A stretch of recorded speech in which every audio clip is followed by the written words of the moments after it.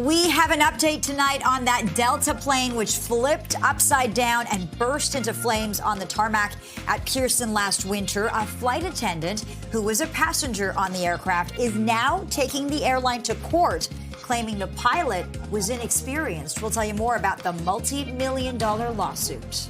And we're learning more about the woman in her 60s killed while riding an e-scooter in North York last night. A woman in her 80s has been arrested and charged. Coming up, we're going to hear from community members. And it's a big day in the world of baseball. It is trade deadline day. The Toronto Blue Jays adding a Cy Young winner to their rotation. Could they be making more moves? That deadline about an hour away. Plus, as the clock ticks down to get a trade deal with Donald Trump, Premier Doug Ford has some advice for the Prime Minister, quote, do not roll over. We're going to hear from key players on both sides of the border. You're watching Live at 5. Are we hoping that we can...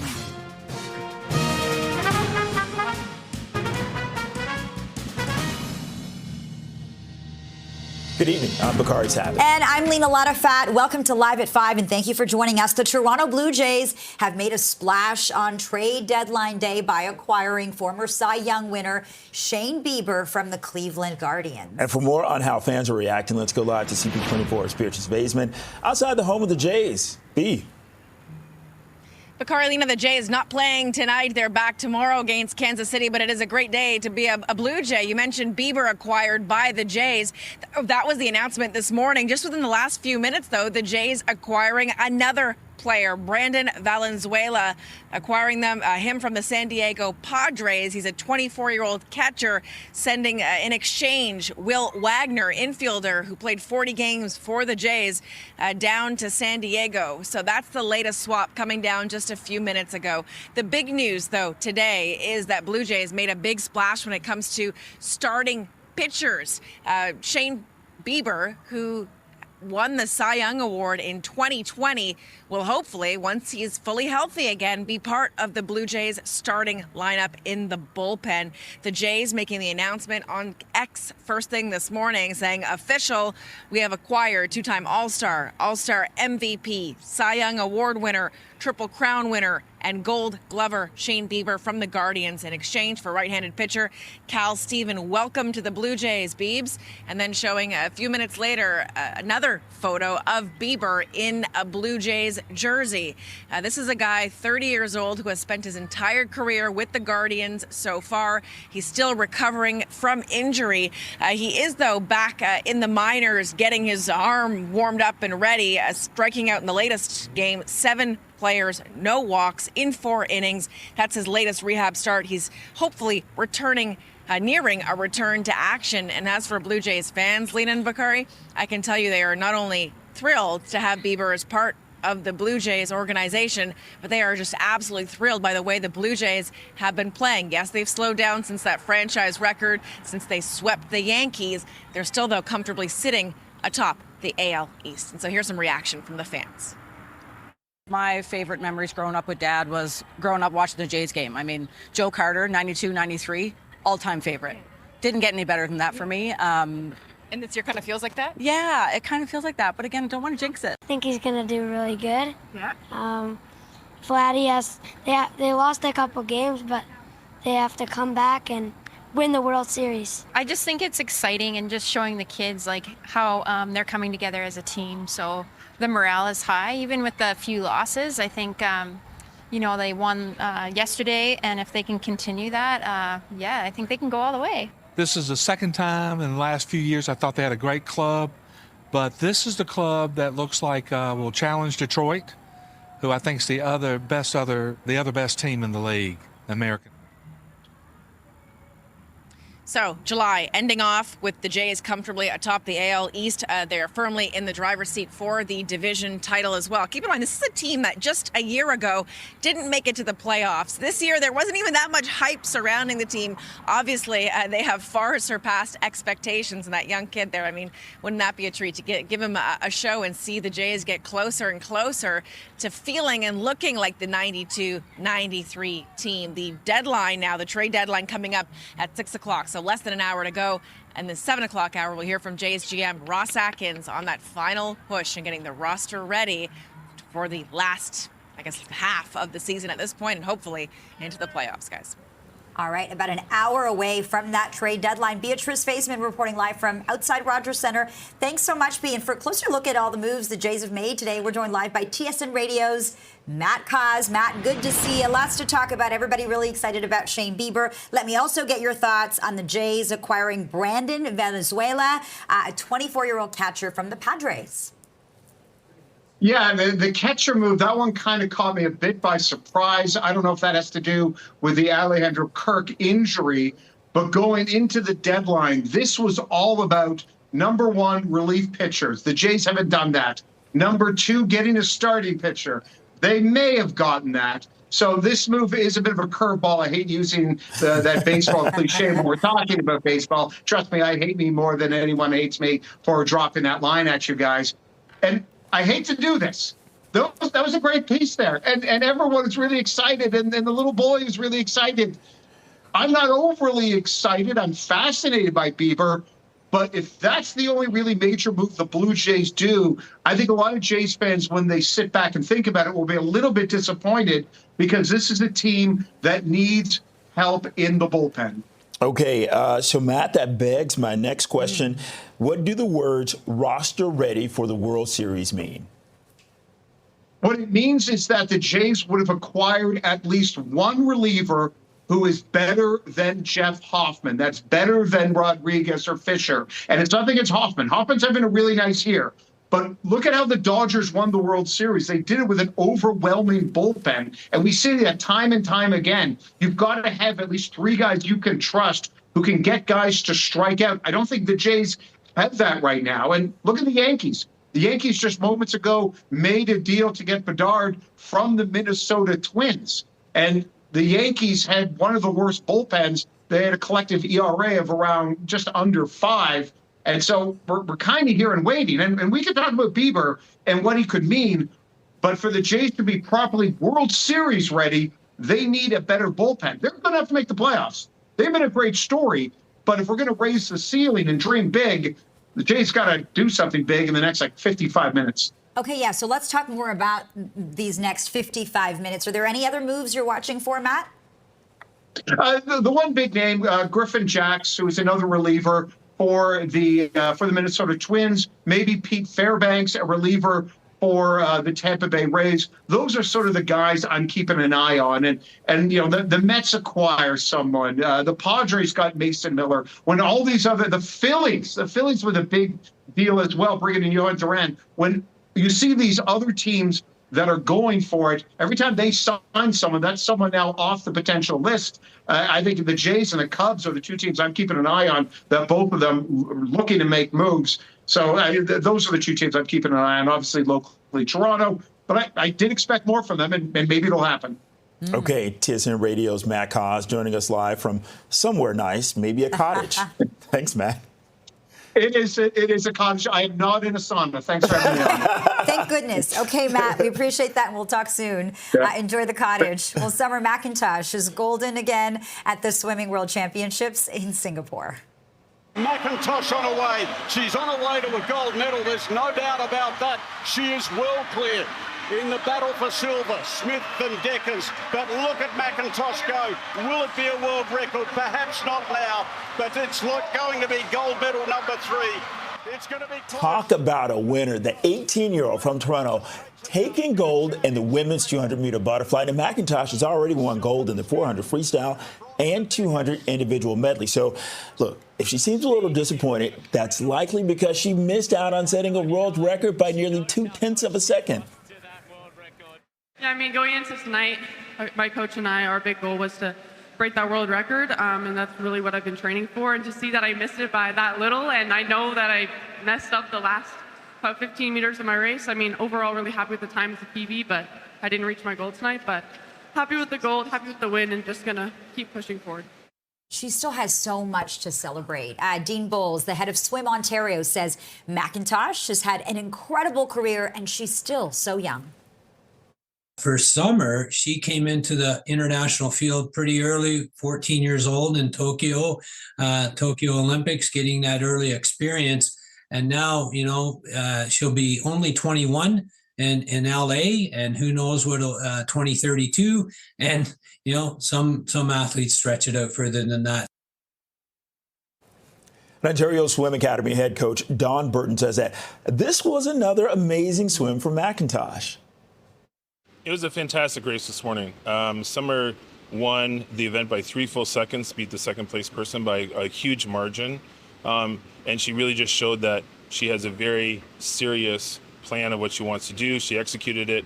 She just missed the world record by 18/100ths of a second. She was right on pace. She just didn't quite get it. And, 3 check marks of the 5 that she wants to go for. And young swim fans watching this morning in Scarborough, they were really impressed at McIntosh's 3rd gold medal win at this meet. It's honestly so impressive because she, from Tokyo, she came so far and she's still so young. She has so much more ahead of her and she's already doing amazing as it is. I think it was a pretty solid swim. She doesn't seem really happy, but I think it was really, really good in terms of how she swam it, how her turns, dives, stroke it was. Well, McIntosh is aiming for 5 individual titles at the 8-day competition. This is a feat only achieved by Michael Phelps. So McIntosh is back in the pool again tomorrow to take part in the 800-meter freestyle event. All right, it's 5:11, 24 degrees. Let's get a check on the drive home now with our traffic specialist, Adjoa and Siayabwa. Still slow out there, Adj? Oh, very, very slow, Lena, and still watching big problems hindering the drive for commuters on the westbound Gardner. Trying to get on from York Bay Yonge. The ramp isn't fully blocked. You can still access it, but it is slower than normal because of this long-standing stalled bus that's been there for over an hour and a half. It looks like they're waiting on another bus to just transport the passengers off and has safety issues. They just don't want people getting off that bus and walking around the highway. So if you're headed through the area, drive with additional extra caution. Don Valley Parkway on the northbound side, no issues. Pretty busy though. Bayview Bloor up to the 401. And we had some problems. They were happening on the 401 westbound in the express through Yonge. Just watch problems clear just west of Yonge. It was the left lane out with the collision. The problems there are gone. On city streets, just one collision. It's a collision blocking lanes on Lawrence right at Keele. This CP24 traffic report is brought to you by 407 ETR. Enjoy the journey with a stress-free commute. Well, the TTCM Blackhurst Cultural Center, they're going to host the annual Emancipation Day Underground Freedom Train ride tonight.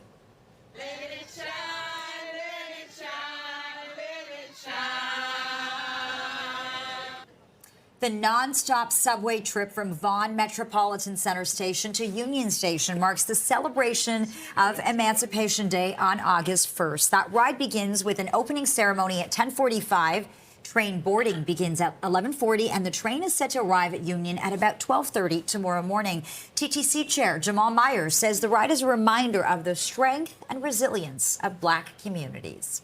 It's 5:13, 24 degrees. This is Live at 5. Coming up, police say an elderly woman has been arrested in a deadly hit and run that left a woman on an e-scooter dead. We'll tell you more.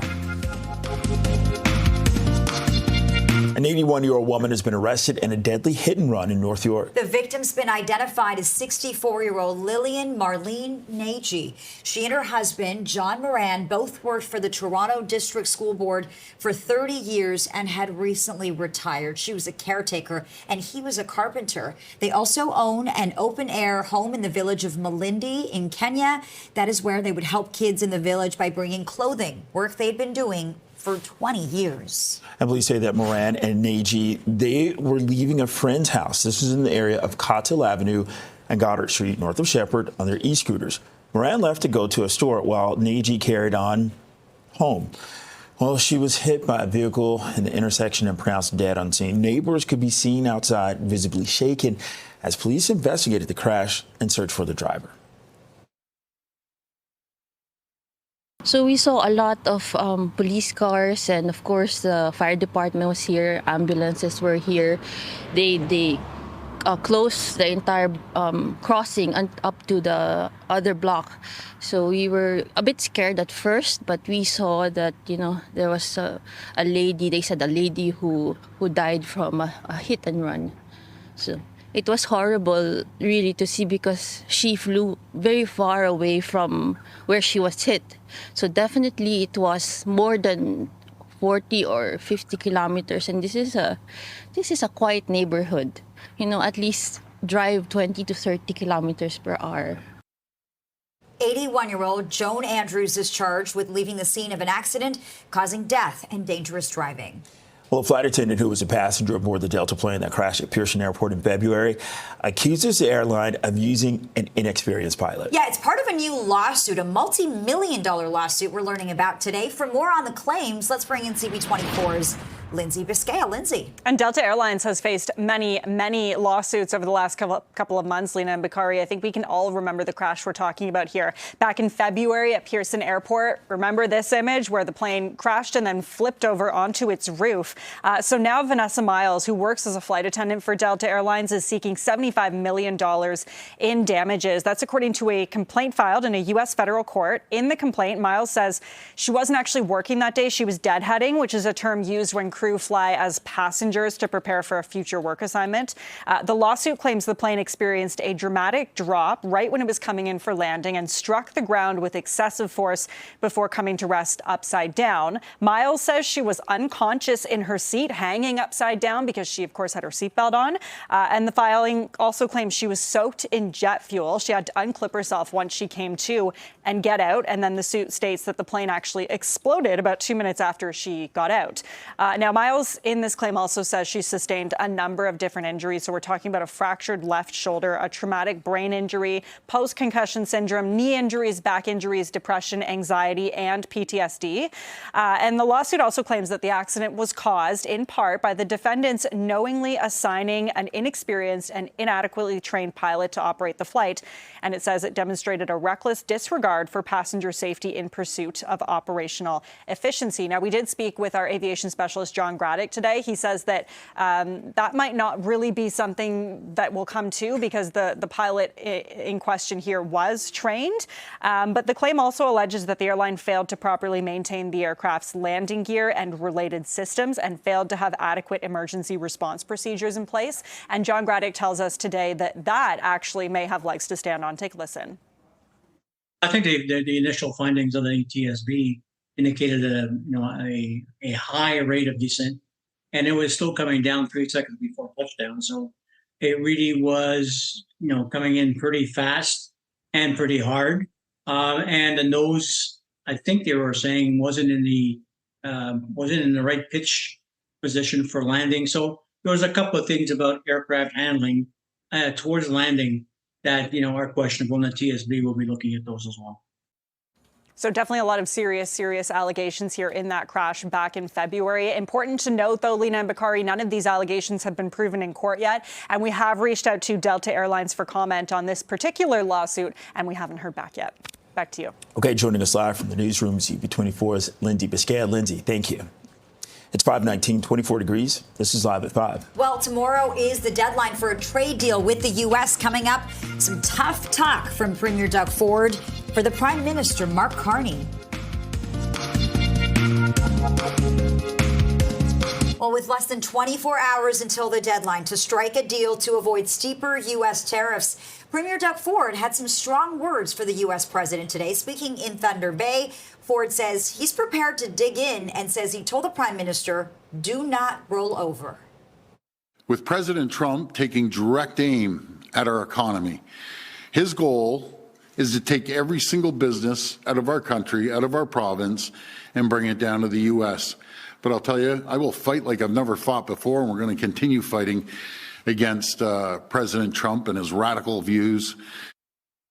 Well, Canada's plan to recognize a Palestinian state in September also appears to have become a rather hot-button issue in the trade talks with the U.S. In making the announcement yesterday, Prime Minister Mark Carney called the level of human suffering in Gaza intolerable. He noted the decision is predicated on the Palestinian Authority carrying out reforms, including demilitarizing and holding an election next year in which Hamas is not involved in any way. Carney says Canada has long been committed to a two-state solution, but that its prospects have been, quote, eroded. The UK and France have also announced plans to recognize a Palestinian state if certain conditions are met.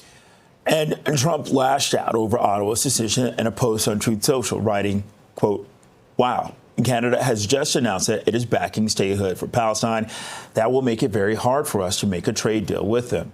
Oh, Canada. Now, that post comes hours before the president's August 1st trade deadline, as we've been talking about on the show. Trump says he'll impose 35% tariffs on Canada if the two sides cannot come to an agreement. Well, a statement from the Israeli foreign minister reads in part, quote, the change in the position of the Canadian government at this time is a reward for Hamas and harms the efforts to achieve a ceasefire in Gaza and a framework for the release of the hostages. Meantime, Canadian aid is being airdropped into the Gaza Strip. The Prime Minister says Jordan helped deliver the packages. Canada is dedicating more than $340 million in aid to address the humanitarian and starvation crisis in that territory.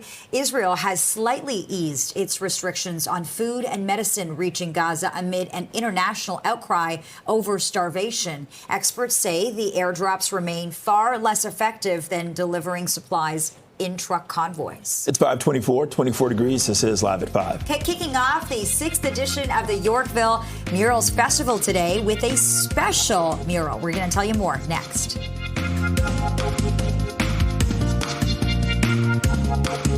The rooftop of the Cumberland Parkade in Yorkville, it got a colorful makeover today. Yeah, this is a bird's eye view of the Blue Jay mural that now adorns the parking lot. It was created by Toronto artist Bird O for the 6th edition of the Yorkville Murals Festival. The theme of this year's event is No Empty Spaces. It's meant to be a call to reimagine overlooked corners of the city as canvases for creativity.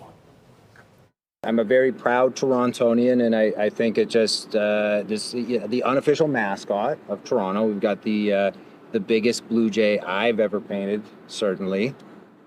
And you're a big Jays fan. Obviously, the Jays are doing well. They're atop of the American League East. Was that part of the inspo behind all this? It wasn't, but shout out to the home team. We're rolling. Let's go.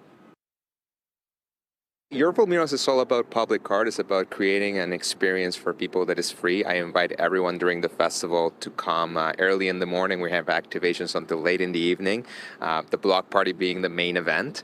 We're having a lot of fun, and hopefully Bird is going to finish on time before the festival. Organizers say the festival is going to unveil 5 new murals and include a weekend of immersive cultural programming. It is now 5:28, 24 degrees. You're watching Live at 5 on Toronto's breaking news, CP24. And coming up, police say that an elderly woman has been arrested in a deadly hit and run that left a woman on an e-scooter dead. So we're going to have an update on the investigation live from the scene. We have an update tonight on that Delta plane which flipped upside down and burst into flames on the tarmac at Pearson Airport last winter. A flight attendant who was a passenger on the aircraft is now taking the airline to court, claiming that the pilot was inexperienced. We're going to tell you more about the multi-million-dollar lawsuit coming up. And we are learning more about the woman in her 60s killed while riding an e-scooter in North York last night. A woman in her 80s has been arrested and charged. We'll hear from community members. Well, it is a big day in the world of baseball. It is trade deadline day. The Toronto Blue Jays adding a Cy Young Award winner to their rotation. Could they be making more moves? The deadline, well, it's about half an hour away. Plus, as the clock ticks down to get a trade deal with Donald Trump, Premier Doug Ford has some advice for the Prime Minister. Do not roll over, he says. We hear from key players on both sides of the border. This is Live at 5.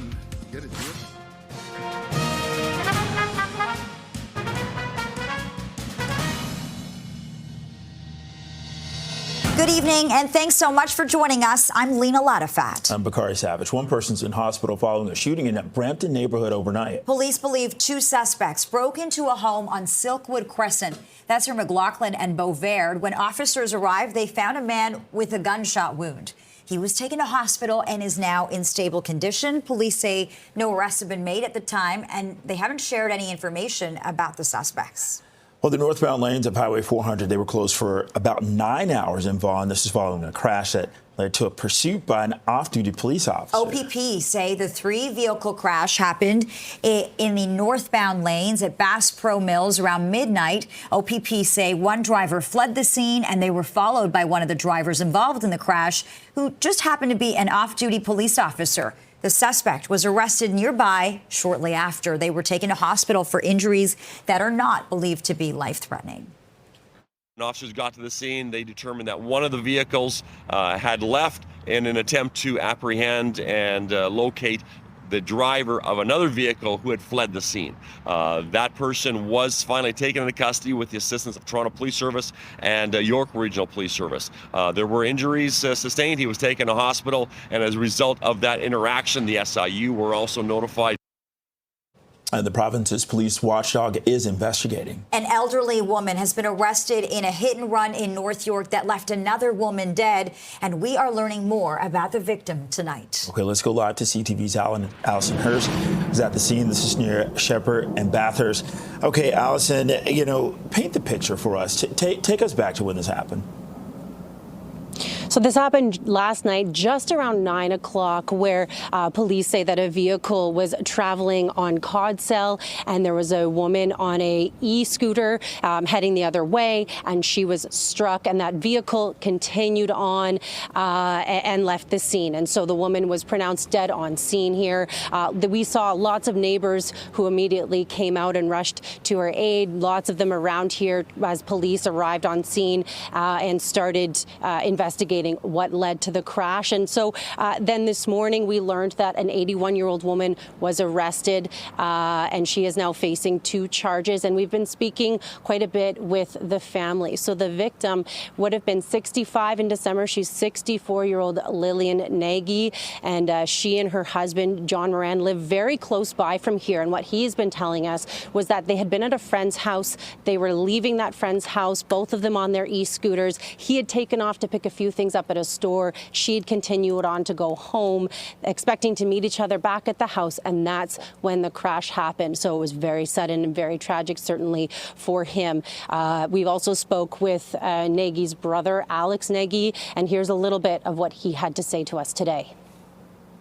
She was a wonderful lady, so full of life, healthy, and she's retired, just got retired 2 years ago, and helped everybody that she could in Kenya, here. Every time I seen her, I'd hug and kiss her. Hi, Lil, and bye, Lil. Always a hug and a kiss. And I'm going to miss her. She was just a wonderful young lady, full of life. All right, so Allison, obviously horrifying news for the family. You've also been speaking with community members who are rocked by this as well. Yes, absolutely. We've been hearing from a number of neighbors, all in this area, many of whom either came out last night or have been coming out and speaking with us today. There's also a growing memorial here behind me honoring Nagy. And what we've been hearing from neighbors is that this is an area where they do see crashes. Just last week, a neighbor told us that there was somebody who was hit and they broke their arm as a result of that crash. And then several weeks ago, another neighbor told us a story about how she was pushing her young child in a stroller, and a vehicle did not stop and missed the stop sign completely and nearly hit them. So yes, this is an area where neighbors have long said, they tell us that it's been an issue, whether it's speeding, whether it's people not stopping. We've even been here all afternoon and we have seen a lot of vehicles, perhaps drivers maybe not noticing the stop signs or what have you, but just sort of, or perhaps ignoring them altogether, but heading through this intersection at quite a rate of speed. So it's certainly an area where neighbors are hoping that the city will do something about this. And again, this is near Shepherd and Bathurst. Reporting live, CTV's Allison Hurst. Allison, thank you. Thanks, Allison. Thank you. One person is in hospital after a ceiling collapsed over the entrance to a North York apartment building. This happened at 170 Chalk Farm Road. Toronto Fire says that a car with 2 passengers was buried in the rubble. Now, one of the passengers was taken to hospital. The vehicle was damaged. The front entrance of the building, it's closed. The CP24 did speak to the driver of that car today, who says that he doesn't know when he's going to be able to remove his vehicle. I just brought a friend here, and the moment I drove in, about to remove the items we brought, our living properties, the building collapsed on us. The roof came down on your car? Yeah, not just on our car. Part of the rubble fell on me.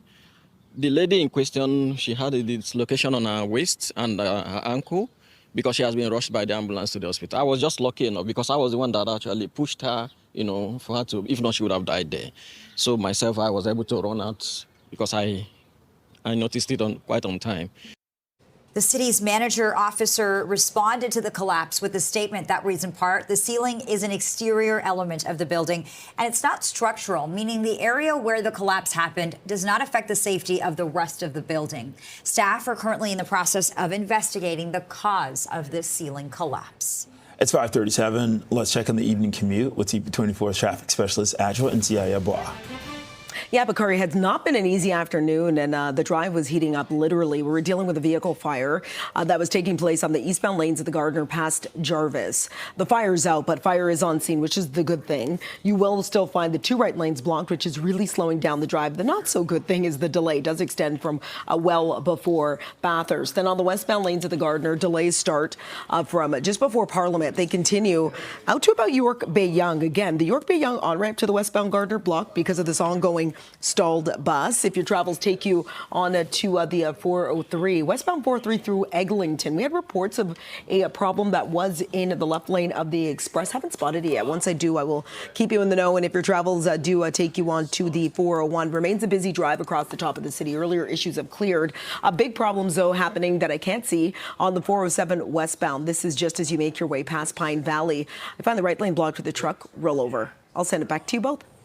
Okay, thanks a lot, Adj. You're welcome. A new study warns of the dangers of risking your own life when trying to save someone else from drowning. Yeah, researchers found an average of 7 people die every year in Canada trying to save another person from drowning. Most of the rescuers did not have any life-saving training. Authors say it's critical to intervene if someone needs help in the water, but untrained rescuers, they should try and use non-contact methods like throwing a life jacket or flotation device into the water and then calling for help.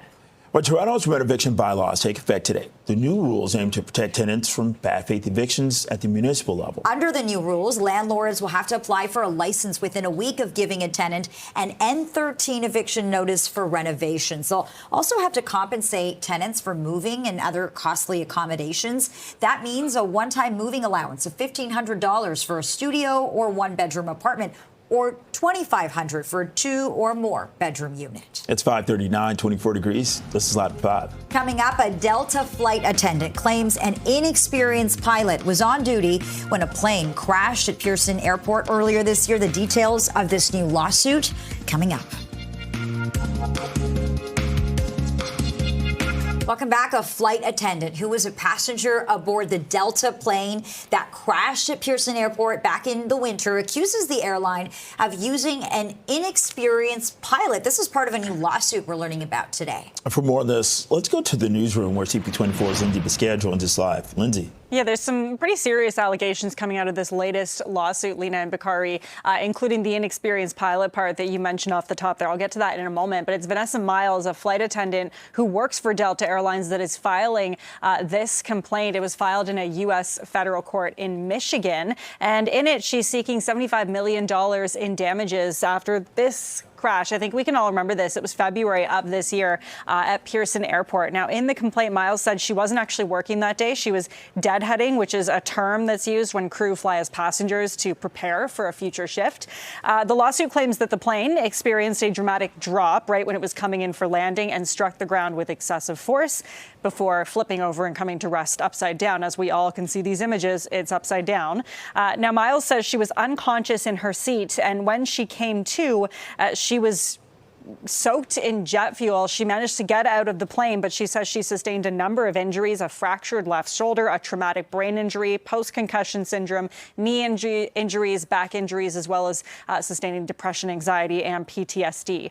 Now, this lawsuit claims, as you mentioned, that the accident was caused in part by the defendants knowingly assigning an inexperienced and inadequately trained pilot to operate the flight, demonstrating a reckless disregard for passenger safety in pursuit of operational efficiency. We did speak with our aviation specialist, John Graddick, about this part of the complaint, and he says there might not be an argument here. Take a listen to what he had to say. Well, the pilot was definitely going through training. It really was a pilot that had low time on this aircraft, not abnormal.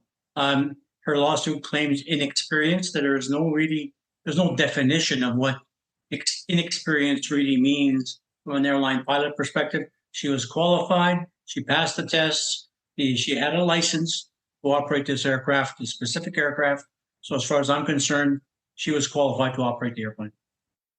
That being said, the claim also alleges that the airline failed to properly maintain the aircraft's landing gear and failed to have adequate emergency response procedures in place. And John Gredick tells us there actually may be an argument there because of what happened and the way that the plane came down so fast and flipped onto its side. Now, important to note that none of these allegations have been proven in court, and we have reached out to Delta Airlines for comment. We haven't heard back yet, but there's been about 19 other lawsuits here ever since this crash happened in February, Lena and Bakari. And we know that Delta Airlines has been denying all of the allegations so far. Back to you. All right, Lindsay Biscaya live in our newsroom tonight. Thank you, Lindsay. Police Chief Myron Demkew stopped by News Talk 1010 today to answer listeners' questions, and he was asked about the response to protests in the city over the Israel-Hamas war. There have been occasions from time to time since October 7, 2023, where we needed to effect arrests or take steps to ensure the safety of the community and the safety of people at different events. And there have been arrests made, and arrests by their very nature involve some amount of use of force, but we do so proportionate to the circumstances each and every time. And each case is unique, and the context of what officers are facing is unique. Demkew says that the city has seen more than 3,000 planned and unplanned demonstrations since the October 7th attacks. It's now 5:46, 24 degrees. You're watching Live at 5. Well, the MLB trade deadline is just minutes away. We're going to take a look at the moves made by the Jays today next. Well, the Toronto Blue Jays have made a splash on trade deadline day by acquiring a former Cy Young winner from the Cleveland Guardians. And for more on how fans are reacting, let's go live to CP24's Beatrice Faisman outside the home of the Jays. Just to be clear, when we're talking about Bieber, we're not talking about Justin Bieber, right? We're not. I mean, typically Canadians get Bieber fever because of Justin Bieber, but now they'll have another Bieber to cheer for here in this city.